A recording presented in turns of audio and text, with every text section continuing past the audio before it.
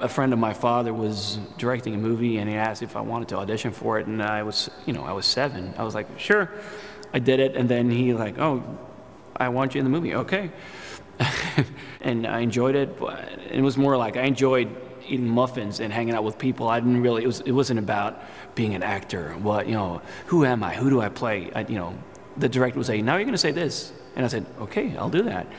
I was a little kid. And then when I was 13, I was in this movie, and it got quite a lot of attention, and I didn't like it at all. It made me not paranoid, but very uncomfortable and insecure. And then on top of that, to have people talk about you and you read about yourself in magazines and they talk about you on television, I was very uncomfortable about.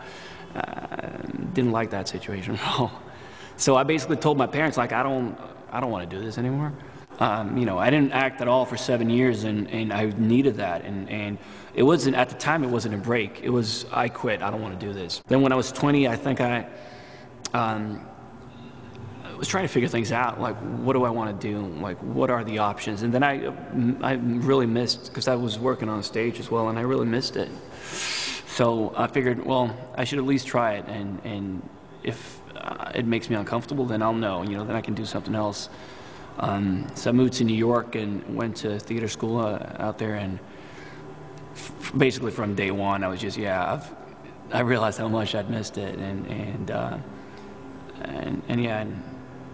I've been acting since. When I started True Blood, I knew that the books had quite a followings, but I did not expect the kind of what happened when we shot season 1. I had no idea how big it would get and how crazy it would get and how intense and how devoted all the fans are. Everything that made me uncomfortable when I was 13, I've learned to kind of see it.